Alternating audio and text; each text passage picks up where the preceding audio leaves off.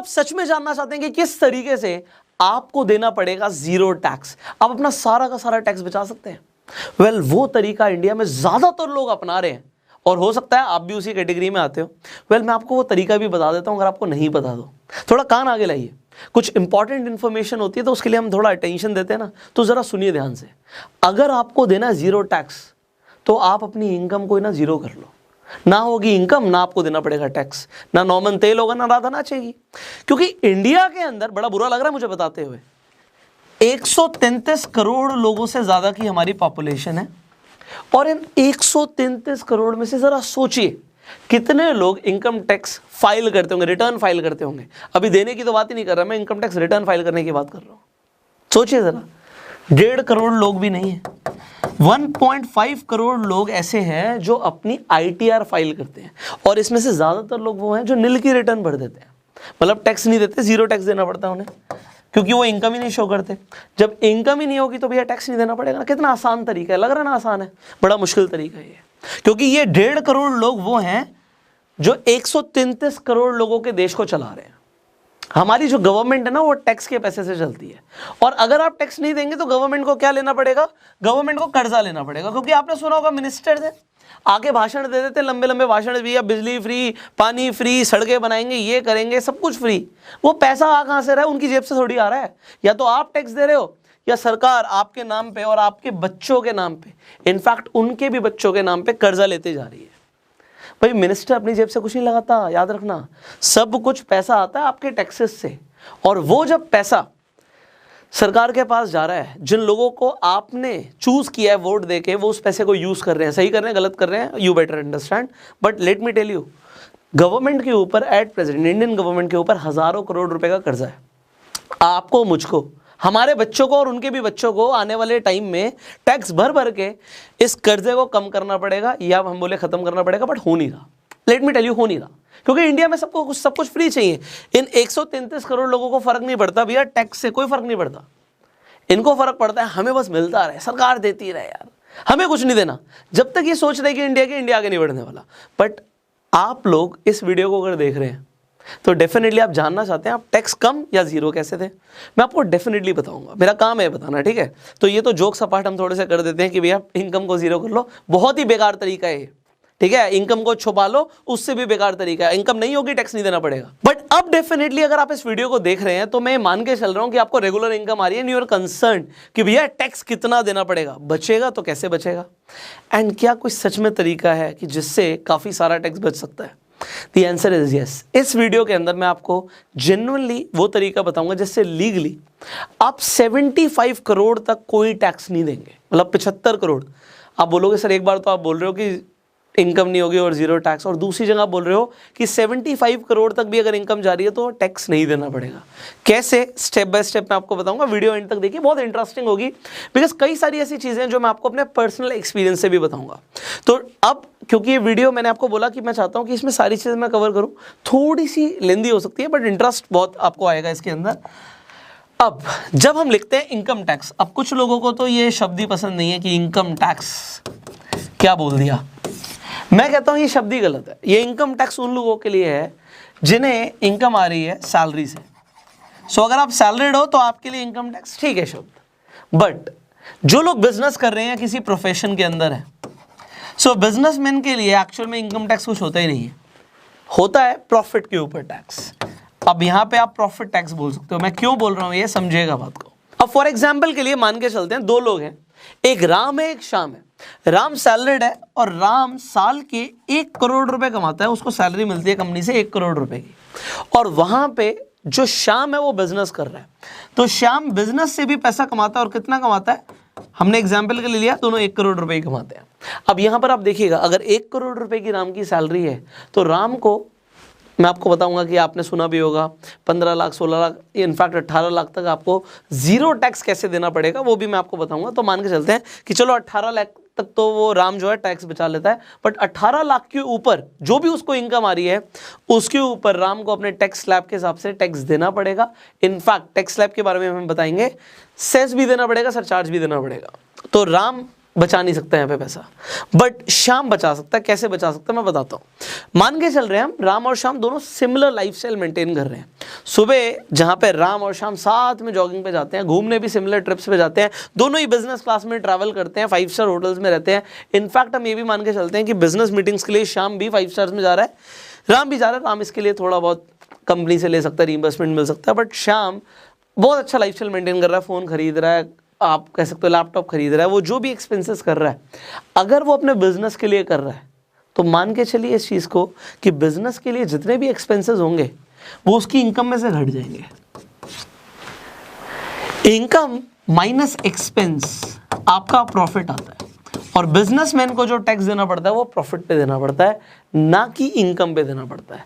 But अगर जो यहाँ पे आप कह सकते हो राम है, वो अपने जो एक्सपेंसेस कर रहा है, आप कह सकते हो कि सिमिलर एक्सपेंसेस भी कर रहा है, तो वो सब कुछ क्लेम नहीं कर सकता, एंड क्योंकि वो क्लेम नहीं कर सकता तो उसे टैक्स भरना पड़ेगा। तो यहाँ पे जो सैलरीड लोग हैं, ध्यान से समझिएगा, आप लोगों को टैक्स देना पड़ता है आपकी पूरी इनकम पे। So you pay the taxes first and then आप अपने एक्सपेंसेस करते हो। दोबारा से सुनना, आप टैक्स पहले देते हो और एक्सपेंसेस बाद में करते हो। चलो ये रूल है भाई इनकम टैक्स का, क्या कर सकते हैं, बिजनेसमैन एक्सपेंस पहले करता है, टैक्स बाद में देता है। तो यहाँ पे अगर मान लेते हैं ना, यहाँ पे जो श्याम है वो 1 करोड़ में से 90 लाख के खर्चे कर देता है तो 10 लाख पे टैक्स देगा, तो 10 लाख में उसे टैक्स देना पड़ेगा, यहाँ पे 1 करोड़ पे टैक्स देना पड़ेगा। सो टैक्स अमाउंट में बहुत बड़ा फर्क आ जाएगा। Are you getting it? Alright. दूसरी चीज आ जाती है यहाँ पे, हम टैक्स भरे ही क्यों भाई, टैक्स भरना क्यों है? बहुत सारे लोग हैं इंडिया में टैक्स भरते नहीं है, कम इनकम दिखाते हैं। देखो टैक्स भरने का सबसे बड़ा बेनिफिट क्या मिलता है आपको, आपकी कैपिटल बन जाती है।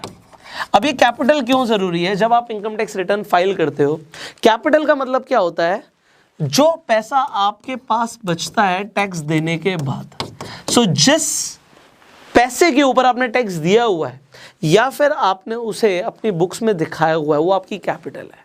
और ये कैपिटल की जरूरत क्यों पड़ती है मैं आपको बताता हूँ। पहले इंडिया के अंदर होता था, सब लोग कच्चे में काम करते थे। कच्चे का मतलब है कैश में ट्रांजैक्शंस होती थी, अभी भी होती हैं, बट अब काफ़ी हद तक कम हो गई है। जब से जीएसटी आया है, डीमोनेटाइजेशन हुआ है, लोगों ने अपनी जो आप कह सकते हो कि कच्चे की जो भी ट्रांजैक्शंस है उन्हें बहुत कम कर दिया है, एंड फोकस हो गया अब इस वक्त कि हम अपनी कैपिटल कैसे बढ़ाएं।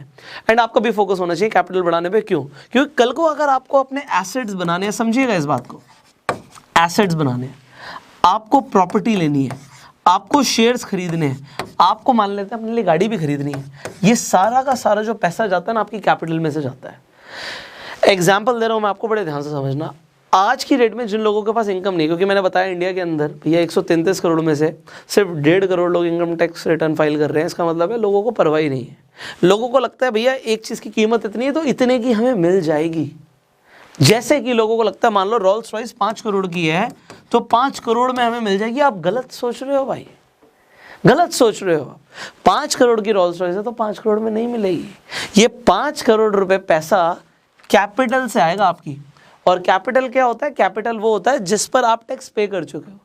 इसका मतलब है कि अगर आपकी 9 करोड़ की इनकम होगी जिस पर आप लगभग 4 करोड़ रुपए सरकार को पहले टैक्स दोगे, उसके बाद आपकी 5 करोड़ की कैपिटल बनेगी और उससे जाकर आप रोल्स रॉयस खरीदिए या फरारी खरीदिए।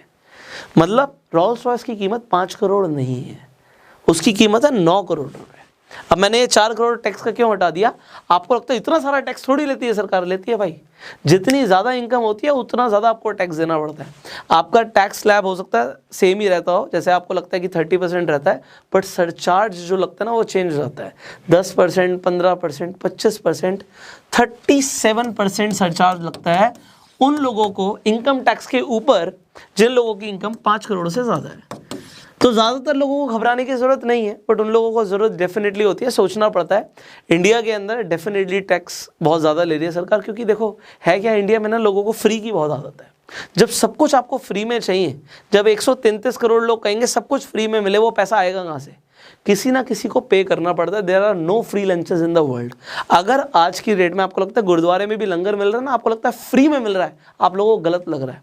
किसी ना किसी ने डोनेशन दी है, पैसा दिया है तो उससे रोटी चल रही है भाई। ये पूरी दुनिया पैसे से चलती है, मान के चलना पड़ेगा आपको। मैं चाहता हूं कि आपके दिमाग पे ना एक पॉजिटिव इम्पैक्ट आए कि आप लोग ना इस चीज़ की तरफ फोकस करो कि आप बिजनेस करो। आप अपनी इनकम को बढ़ाओ, अपने आप को डेवलप करो, जिससे आप लोगों की इनकम बढ़े, आप टैक्स भी दो। यार सरकार भी उससे चल रही है और हमारा देश भी तरक्की तभी करेगा। अदरवाइज यू ऑलरेडी नो कि ग्रीस के साथ क्या हुआ, यू ऑलरेडी नो, या नहीं पता आपको? देश के ऊपर कर्जा इतना बढ़ गया कि अल्टीमेटली ग्रीस क्राइसिस में चला गया। तो अगर आप लोग भी ना गवर्नमेंट से ये सोच रहे हैं कि सब कुछ फ्री में देती रहे, तो एक चीज़ ध्यान रखना, आप लोग मनी ये बोल रहे हो कि देश को बेच दो, क्योंकि सब कुछ कहाँ से आएगा यार? आप लोगों के सर पे बर्डन करोगे। आपको पता है इंडिया के अंदर जब लोग ज़्यादा पैसा कमाने लगते हैं वो क्या करते हैं? वो देश छोड़ के चले जाते हैं। सच्चाई है ये, आपको बिलीव नहीं हो रहा होगा बट ये सच्चाई है। जब लोग ज़्यादा पैसा कमाने लग जाते हैं देश छोड़ के चले जाते हैं, क्योंकि उनको लगता है भैया हमें ये इंडियन गवर्नमेंट चूसते जाएगी, हमसे पैसा लेता जाएगी, और जिन लोगों को फ्री चाहिए उन लोगों को देती जाएगी। अल्टीमेटली देश खराब हो रहा है। तो जस्ट माइंडसेट का खेल है, हो सकता है आपको पॉजिटिव माइंडसेट मिले। आगे बढ़ते हैं। तो आपको समझ आया कि जब आप टैक्स दे देते हो आपके पास कैपिटल बनती है, एंड दिस इज रिक्वायर्ड यार। आज की डेट में अगर आप टैक्स दे रहे हो, आप अपनी कैपिटल बना रहे हो। कल को अगर आपको लोन भी लेना है, आपको प्रॉपर्टी लेनी है, उसके लिए लोन लेना है, तो आपको आईटीआर दिखानी पड़ती है। अगर आपकी आईटीआर नहीं है, नील की है, नहीं मिलेगी भाई, आपको वो चीज़ें नहीं मिलेंगी जो आपको चाहिए लाइफ में, इफ़ यू विल नॉट पे टैक्सेस। सो आगे बढ़ते हैं। सो हमने टैक्स स्लैब्स की बात करी थी। तो इस वक्त इंडिया के अंदर 2 टैक्स स्लैब्स हैं, आप दोनों में से चूज कर सकते हैं कि आप जब अपनी आईटीआर फाइल करें आपको ओल्ड टैक्स स्लैब के हिसाब से भरना है या न्यू टैक्स स्लैब के हिसाब से भरना है। इसे समझ लेते हैं। तो अगर आपकी इनकम 0 to 2.5 लाख रुपीज़ है, मतलब 2.5 लाख रुपए तक आपकी इनकम है, तो भैया कोई टैक्स बनता ही नहीं है। सरकार कहती है भैया अगर आप 2.5 लाख रुपए कमा रहे हो तो क्या हमें दोगे, वो आप अपने लिए रखो, तो आपको टैक्स नहीं देना है, नील टैक्स। आगे बढ़ते हैं। 2.5 लाख से अगर आपकी 5 लाख तक की इनकम है, तो पुराने टैक्स स्लैब के हिसाब से आपको 12,500 रुपए देने पड़ते थे, मतलब 5% यहाँ पे अगर हम लेके चलते हैं, बट इसमें आपको रिबेट मिल जाती थी। और नए टैक्स स्लैब के हिसाब से वो 12,500 जो हज़ार रुपए हैं वो ऑटोमेटिकली एडजस्ट हो जाते हैं, तो आपको कोई पैसा देना नहीं पड़ता टैक्स का, तो 0 टैक्स हो जाता है आपका। 5 लाख रुपए तक अगर आपकी इनकम है तो खुशी की बात है भाई आपके लिए, आपको टैक्स देना ही नहीं है। आगे बढ़ते हैं। नए टैक्स स्लैब के हिसाब से और पुराने दोनों समझ लेते हैं। 5 से 10 लाख तक की अगर आपकी इनकम है तो पुराने टैक्स स्लैब के हिसाब से आपको 20% देना पड़ेगा, और अगर आपकी 10 लाख से ऊपर की इनकम है तो 30% आपको टैक्स देना पड़ेगा। आप टैक्स स्लैब में आ जाएंगे। अब ये कैसे चलता है? 0 to 2.5 कोई टैक्स नहीं बनेगा, उसके ऊपर की जो आपकी इनकम है उस पर 5%, 5 से 10 लाख तक की जो आपकी इनकम होगी उस पर 20%, एंड आपकी 10 लाख के ऊपर जितनी भी इनकम होगी उसके ऊपर 30%। लोगों को लगता है सिर्फ 30% है, गलत यार, मुझे भी लगता था। फिर बाद में पता लगा जब मैं अपने सीए के साथ बैठा, इनफैक्ट लास्ट ईयर की बात करेंगे, इस बार भी टाइम आ गया आईटीआर भरने का, तो आप लोग डेफिनेटली फाइल कीजिएगा। 4% का सेस भी लगता है, ये आपका हेल्थ एंड एजुकेशन सेस है, एंड आपका सरचार्ज भी लगता है। जिन लोगों की इनकम ज़्यादा है उन्हें पता होगा, जिनकी नहीं है तो उन्हें कोई फ़र्क नहीं पड़ता। ये सरचार्ज आपका लगता है जब आपकी इनकम 50 लाख से ऊपर होती है। जब आपकी 50 लाख से ऊपर होगी तो आपको जो आपका टैक्स बनेगा उस पर आपको एडिशनल सरचार्ज लगेगा। 1 करोड़ से ऊपर होगी एडिशनल सरचार्ज लगेगा। तो ऐसे ही होता है, 2 करोड़ से ऊपर अलग लगेगा, 5 करोड़ से ऊपर अलग लगेगा। तो मैंने आपको बताया सरचार्ज आपका 37% तक जा सकता है, डिपेंडिंग आपकी इनकम कितनी है, बट ज़्यादातर लोगों को इससे फ़र्क नहीं पड़ता। So do not worry about it, क्योंकि ज़्यादातर लोगों की इनकम इतनी नहीं है। बट करो ना यार, आई वांट आपकी इनकम बढ़े, ठीक है। चलो anyways, so new tax slab के हिसाब से थोड़े से रूल चेंज है। 5 से 7.5% की जब हम बात करते हैं तो 10% आपको टैक्स देना है। 15% आपको तब देना है जब आपकी इनकम 7.5 से 10 लाख के बीच में है। 10 लाख से 12.5 लाख तक है 20%, 12.5 से 15 लाख तक है 25%, और 15 लाख से अगर आपकी इनकम ज़्यादा है तो आपको जाके 30% का टैक्स देना है। अब अगर आप सैलरीड हैं तो हम क्या करें? देखिए यहाँ पे मैंने कुछ चीज़ें लिखी हैं, मैं आपको समझाता हूँ। अगर आप सैलरीड हैं, मैंने आपको बोला था कि 18 लाख तक आप अपना टैक्स बचा सकते हो। कैसे बचा सकते हो? वो भी लीगली। आपको अपना सैलरी का स्ट्रक्चर देखना पड़ेगा। अगर वो सही नहीं है तो अपने एम्प्लॉयर से बात करो, एचआर से बात करो, थोड़ा सा चेंज करा लो, हो जाएगा। अगर वो चेंज करा लोगे तो टैक्स बचा लोगे। कैसे बचा लोगे मैं बता देता हूँ। आपको जो सैलरी मिलती है, मान के चलते हैं आपको 1 लाख रुपये की सैलरी मिलती है, तो वो 1 लाख रुपये की सैलरी, और अगर हम 18 लाख की बात कर रहे हैं तो महीने का अगर आपको 1.5 लाख तक की सैलरी मिलती है तो आपको कंपनी से 1.5 लाख ही मिलेगा। कंपनी उस 1.5 लाख पे खर्चा लेगी तो उसकी इनकम से कम हो जाएगा, प्रॉफिट के ऊपर टैक्स देना कंपनी को, तो कंपनी को कोई फर्क नहीं पड़ता। आपको फर्क पड़ेगा, आप थोड़ा सा अपना बचा लोगे टैक्स। कैसे बचाओगे? आप अपनी सैलरी को थोड़ा सा रीडिफाइन कर दो। एग्जांपल जैसे मैंने बोला, अगर आपकी 1 लाख रुपए की सैलरी है तो आप पूरी की पूरी 1 लाख मत लो। आप उसे बोलो एचआर को कि भैया मेरा स्ट्रक्चर थोड़ा सा बदल दो। कैसे बदल दो? कि आप मेरी बेसिक सैलरी 50% ही दिखाओ। 50% दिखाओगे तो 1 लाख की अगर सैलरी तो 50,000 ही दिखाओ। कंपनी से आपको पैसा पूरा आना है। कैसे आना है? अगर आप रेंट पे रहते हैं तो आप कंपनी से HRA ले सकते हैं। इसे बोलते हैं होम रेंट अलाउंस। अगर आप होम रेंट अलाउंस लेंगे तो जब आप इनकम टैक्स फाइल करेंगे आपको उसमें फ़ायदा मिलेगा, आपको टैक्स नहीं देना पड़ेगा। LTA होता है लीव ट्रैवल अलाउंस। आप 4 साल में 2 बार छुट्टी पे जाते ही हैं, घूमते ही हैं, तो जब जाते हैं और इकोनॉमी क्लास ट्रैवल कर रहे हैं तो आप उसका भी जो खर्चा है वो आप बचा सकते हैं। कैसे बचाएंगे? जो खर्चा आपने किया उसके बिल सबमिट करने पड़ेंगे।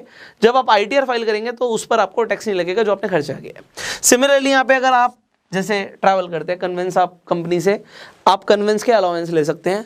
आप रीइंबर्समेंट ले सकते हैं किस किस तरीके की, जैसे आपने मोबाइल से बात करी, आपने घर पे आप वर्क फ्रॉम होम कर रहे थे, आपने वाईफाई की पेमेंट करी, तो उनकी बस आपको स्लिप्स देनी होती है, रीइंबर्समेंट्स मिल जाती हैं। एजुकेशन अलाउंस होती है, बहुत ज़्यादा नहीं होती, कहने की बात है, तो 1200 रुपये मिलती है एक बच्चे की। ये आपके लिए नहीं है, अगर आपके बच्चे हैं ज़्यादा से ज़्यादा 2। बट इसमें एक चीज़ मैं आपको बताऊंगा, लोगों को थोड़ी सी कन्फ्यूजन होती है चीज़ में। 1200 रुपये एक बच्चे का मिलता है, साल में आप 2 बच्चों के 2400 रुपये की डिडक्शन आप डेफिनेटली ले सकते हैं। यहाँ पे इस चीज़ को समझिए, अगर हस्बैंड वाइफ, भाई बच्चे तो हस्बैंड वाइफ दोनों के होते हैं ना, हस्बैंड वाइफ दोनों ही ITR भरते हैं और आपके 2 से ज़्यादा बच्चे हैं, वैसे चलो 2 तक ही काफ़ी होता है, बट ठीक है अगर आपके 3 हैं या 4 हैं तो 2 बच्चों के लिए आप जो आप यहाँ पे एजुकेशन अलाउंस ले रहे हैं तो हस्बैंड 2 बच्चों के लिए ले सकता है, वाइफ 2 बच्चों के लिए ले सकती है। तो कुछ लोगों को नहीं पता होता, बट मैंने आपको बता दिया। अब हॉस्टल अलाउंस की भी बात कर लेते हैं।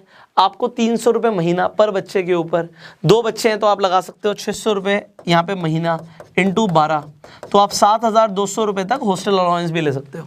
अब यहाँ पे मील कूपन्स, ये मील कूपन्स क्या होता है भैया? खाना आप रोज़ खाते हो, अगर आप कंपनी के लिए किसी के लिए भी काम कर रहे हो तो खाना खाते हो, आप 50 रुपये पर डे के हिसाब से 26 दिन एक महीने के अंदर, तो आप मील कूपन्स भी ले सकते हैं। तो आप साल के हिसाब से कैलकुलेट कर सकते हैं कि जो भी आपका खर्चा यहाँ पे बैठ रहा है वो आप अपने, जब आप ITR फाइल करेंगे तो उस खर्चे के ऊपर आपको टैक्स नहीं देना है।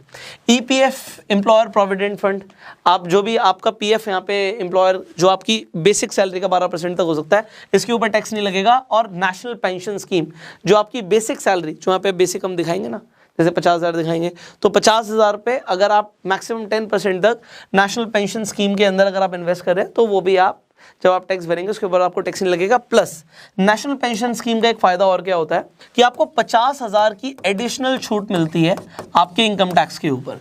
अब ये जो आप नेशनल पेंशन स्कीम के अंदर इन्वेस्टमेंट करते हैं ये सेक्शन 80C के अंदर जाता है।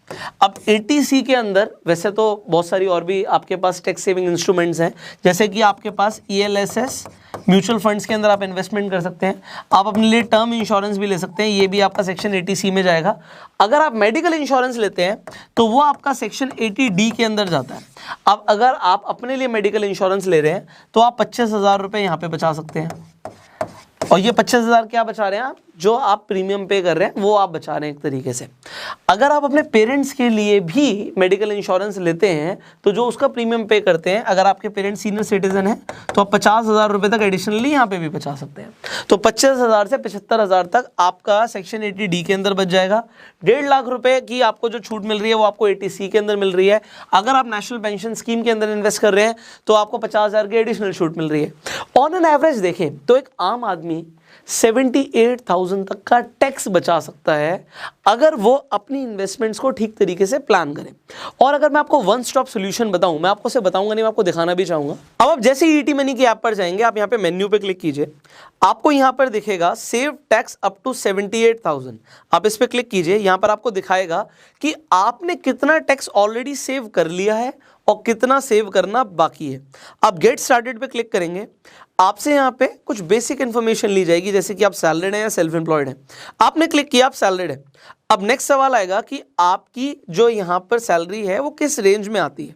आप यहाँ पे चूज कर सकते हैं, एग्जाम्पल आपकी सैलरी 10 लाख से 12.5 लाख के बीच में है, तो आप यहाँ पे क्लिक कर देंगे एंड कंटिन्यू करेंगे। अब आपकी एज एंड कुछ बेसिक इन्फॉर्मेशन पूछी जाएगी तो वो आप यहाँ पर बता सकते हैं। फॉर एग्जांपल यहाँ पे मैं डाल देता हूँ एंड यहाँ पे पूछा कि आपके पास डिपेंडेंट्स हैं या नहीं है, तो आपने बोल दिया कि आपके पास डिपेंडेंट्स हैं, तो कंटिन्यू कर देंगे। उसके बाद आपने कहाँ कहाँ पे ऑलरेडी इन्वेस्टमेंट करी हुई है इस फाइनेंशियल ईयर में, तो वो यहाँ पर दिख जाएगा। तो आप बता सकते हैं आपने लाइफ इंश्योरेंस लिया हुआ है तो कितने का लिया हुआ है, नहीं लिया तो यहाँ पर आप स्किप भी कर सकते हैं। तो आपने जैसे स्किप किया, यस स्किप इट कर दिया, then it will tell you कि आप कितना यहाँ पे टैक्स बचा सकते हैं एंड उसके हिसाब से आपको जितने भी टैक्स सेविंग इंस्ट्रूमेंट्स के अंदर इन्वेस्ट करना है तो यहाँ पे आप स्टार्ट कर सकते हो, स्टार्ट सेविंग नाउ।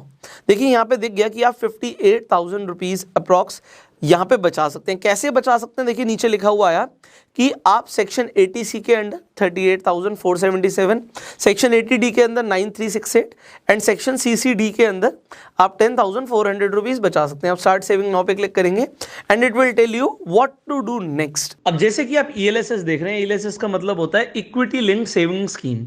इसके अंदर आप एक तरीके से म्यूचुअल फंड्स में इन्वेस्टमेंट कर रहे हैं, बट इसमें 3 साल का लॉक इन होता है। अब अगर आप ELSS के अंदर इन्वेस्टमेंट करेंगे तो आप 36,000 अप्रॉक्सीमेटली बचा सकते हैं अंडर सेक्शन 80C। अब टर्म लाइफ इंश्योरेंस हम सबकी जरूरत है। अगर आप टर्म लाइफ इंश्योरेंस लेते हैं तो आपको सेक्शन 80C के अंदर अगेन यहां पर दिख रहा है कि 2,000 रुपीज समथिंग का बेनिफिट मिल रहा है। हेल्थ इंश्योरेंस अगर आप लेंगे तो हेल्थ इंश्योरेंस 80D के अंदर डिडक्शन है, 9,000 अप्रॉक्सीमेटली आप वहां पे बचा रहे हैं। एंड नेशनल पेंशन स्कीम के अंदर जैसे मैंने बताया आपको एडिशनल बेनिफिट हो रहा है, तो यहाँ पे आप 10,400 रुपीज अप्रॉक्सीमेटली बचा सकते हैं। This all is done instantly without any paper work. ये फास्ट है, ईजी एंड 100% पेपरलेस है। सो आप अपनी टैक्स प्लानिंग बहुत इजी तरीके से यहां पर कर सकते हैं एक ही प्लेटफॉर्म के ऊपर। सो एटी मनी का जो लिंक है मैं आपको डिस्क्रिप्शन कमेंट बॉक्स में दे दूंगा, so that you can check out कि आपको कहां पे अपनी इन्वेस्टमेंट प्लान करनी है और सेक्शन 80C और 80D के अंदर अपना टैक्स किस तरीके से बचाना है। देखो फालतू पैसा तो हमने देना नहीं, अगर हम अपने लिए इन्वेस्टमेंट कर रहे हैं तो उस पर हमें फ़ायदा मिलना चाहिए और वो फ़ायदा आपको डेफिनेटली एटी मनी के थ्रू मिल रहा है। अब मैंने आपको जो चीज़ें बताई थी उसमें मैंने आपको स्टार्टिंग में एक चीज़ बोली थी कि आप 75 करोड़ तक टैक्स बचा सकते हो। वो कैसे बचाओगे मैं आपको बताता हूँ। इंडिया के अंदर आजकल बहुत सारे लोग अपना स्टार्टअप लॉन्च कर रहे हैं।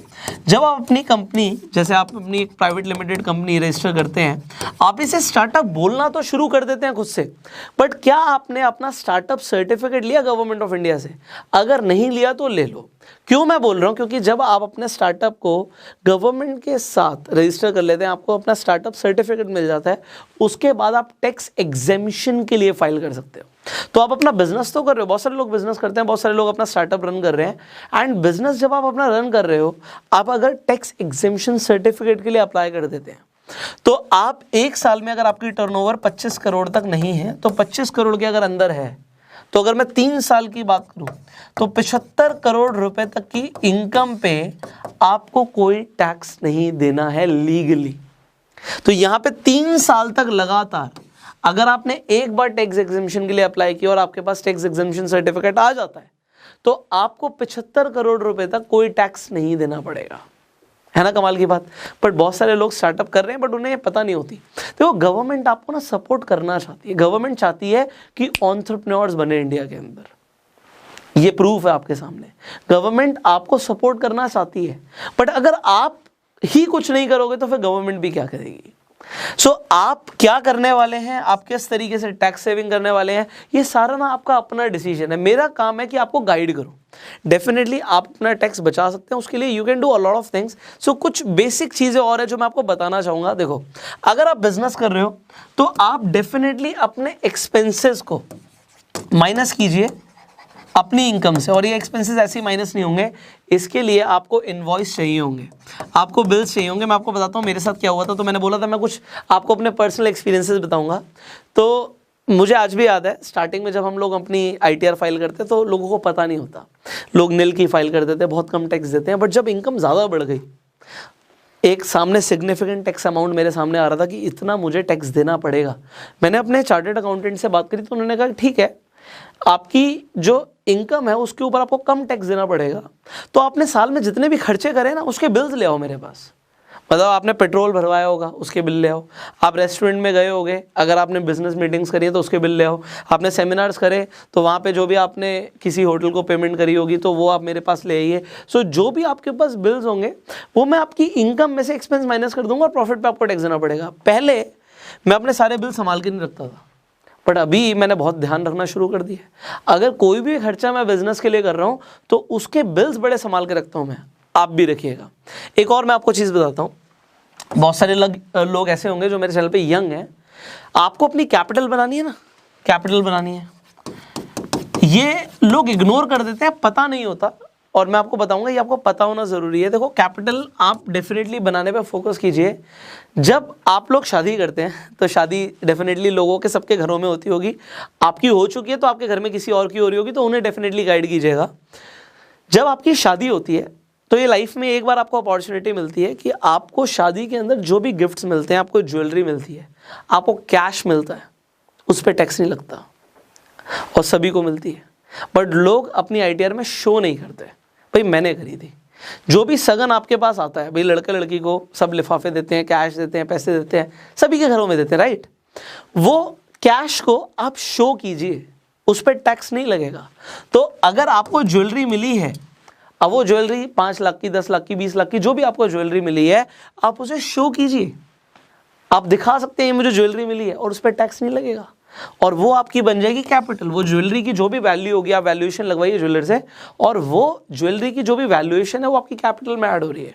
सो ये एक अच्छा तरीका है यार, मतलब ठीक है, लाइफ में एक बार अपॉर्चुनिटी मिलती है, आपके पास जो कैश रिसीव हो रहा है ज्वेलरी, आप इसके लिए अपने सीए से भी बात कर सकते हैं। प्लस और भी बहुत सारे तरीके होते हैं, शॉर्ट में बताऊंगा आप, क्योंकि हो सकता है वीडियो काफ़ी लंबी हो गई हो।